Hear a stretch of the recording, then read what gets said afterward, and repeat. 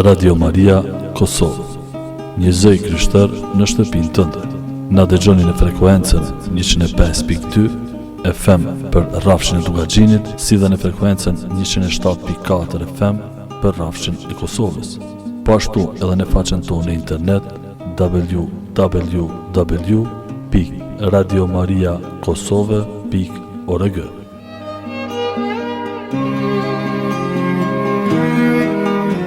Radio Maria Kosovë, një zëj krishter në shtëpinë tënde.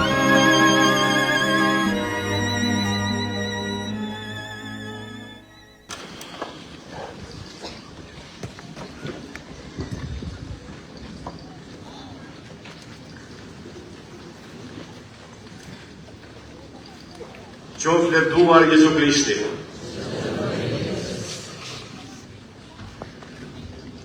Në radhë të parë ju përshëndes të gjithëve, ju besimtar e shtrektar të dashur, motrat e nderit, ju vëllezër mështar dhe në mënyrë këtë veçantë ty i dashur ndër Krist. Uroj që kjo përgatitje për festën e Zojës së Madhe t'i ripërtri zemrat tona, të na afroj ma shumë me Zotin edhe me njëri tjetrin. E besoj se cili për nesh që ka ardhur këtë vend e ka këtë qëllim, që të afrohet ma shumë afër Zotit, por të afrohemi edhe me afër njëri tjetrit.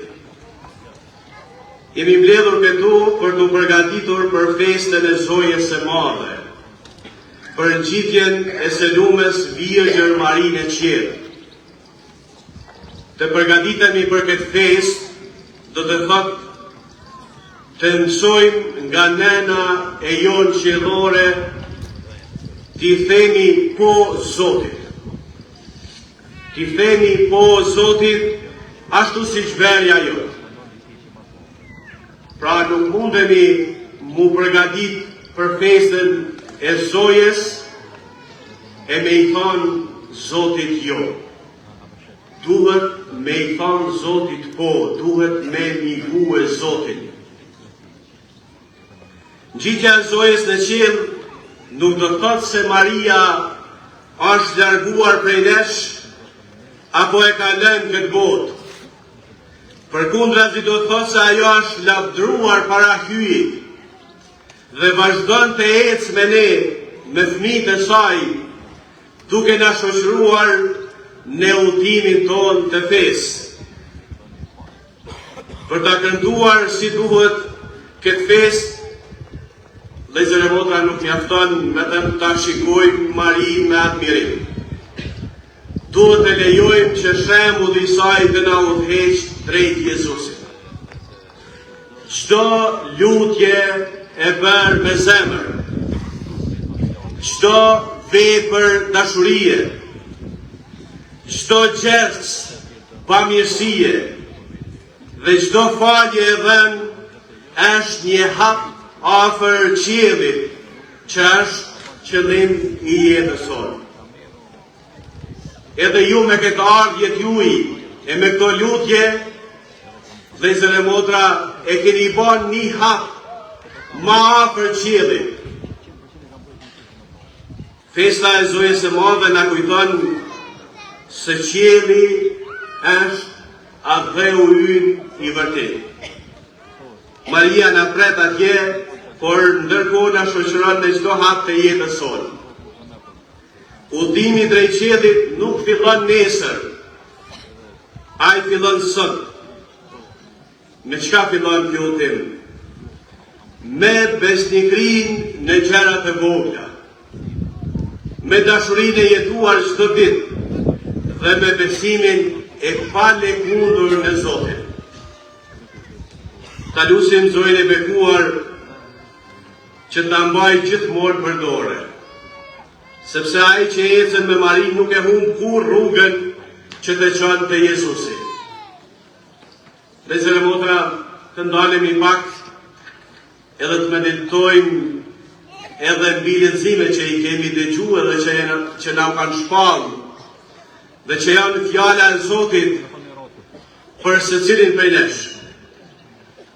Leximi i parë flet për profetin Elia, njeriu e zjarrit, plot zell për hyj, por edhe ai pas shumë luftrash, kundërshtimesh e përndjekjesh, lodhet dhe kërkon qetësi.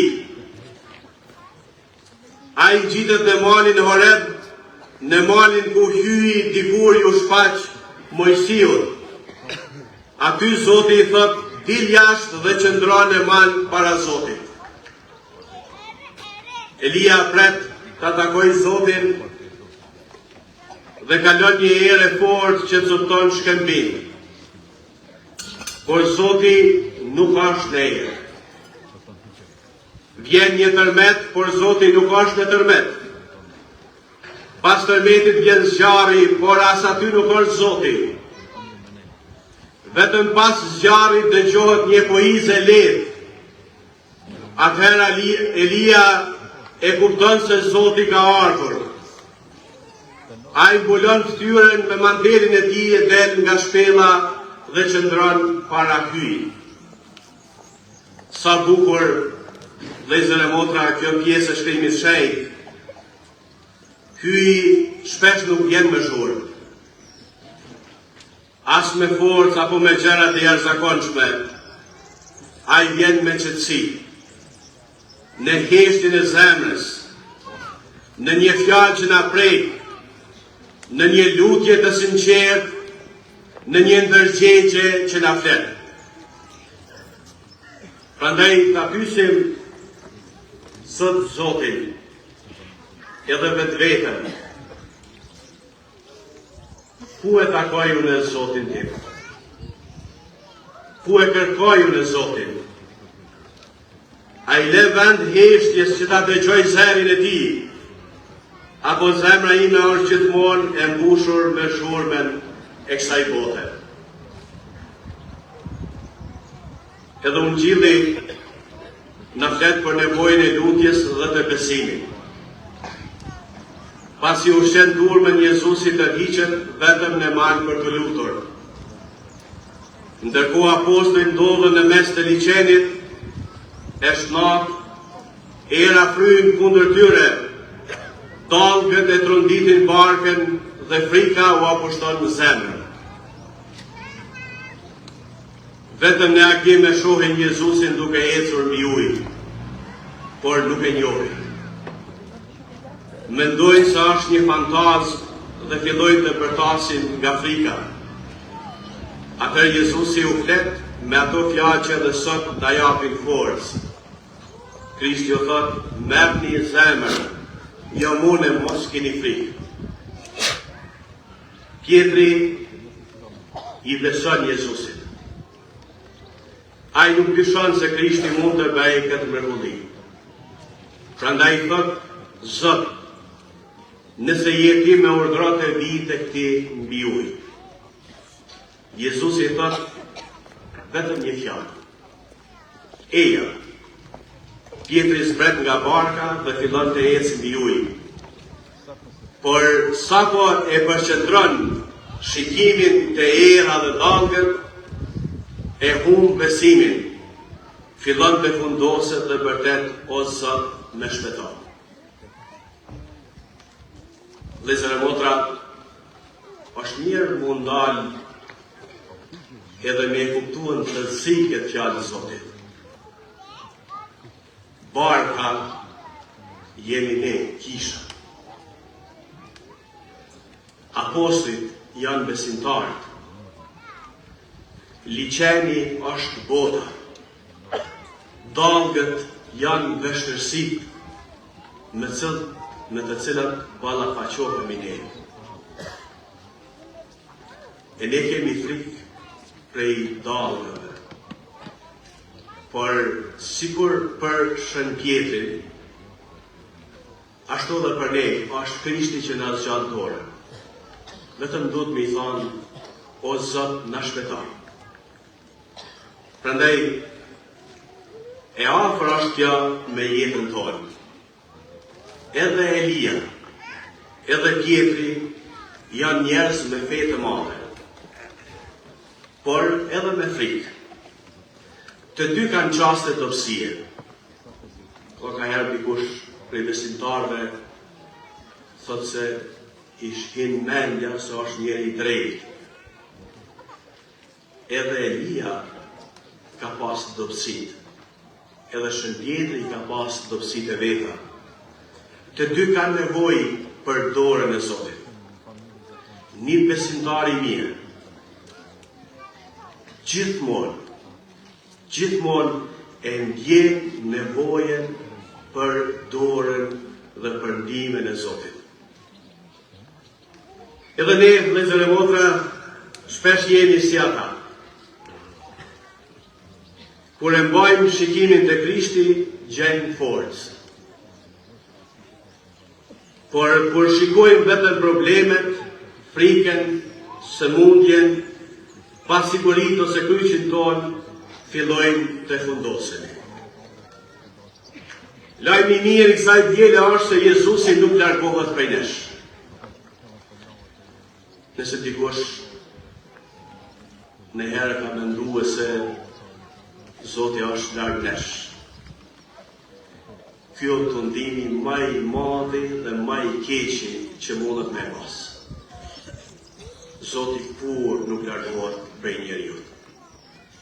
Zoti kur nuk largohet prej botës. E duhet me hek me njëherë këtë mendje të keqe. Ashtu si janë zgjati dorën Pietrit, ashtu e zgjat edhe dorën për secilin prej nesh.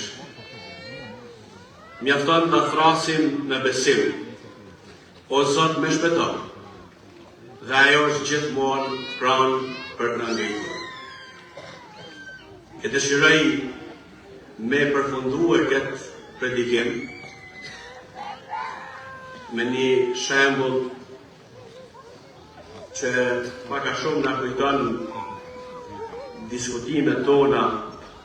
Sot flitet shumë kush është më i forti në botë. Flitet a është më e fortë Rusia, Kina apo Amerika. A o më i fortë ky politikan apo ai politikan. A është më i fortë ky biznesmen apo ai biznesmen. E duket se njëherë edhe engjëjt në qiell pas kanë pas diskutuar se kush është më i forti. Edhe kanë ra dakord që më i forti është hekuri.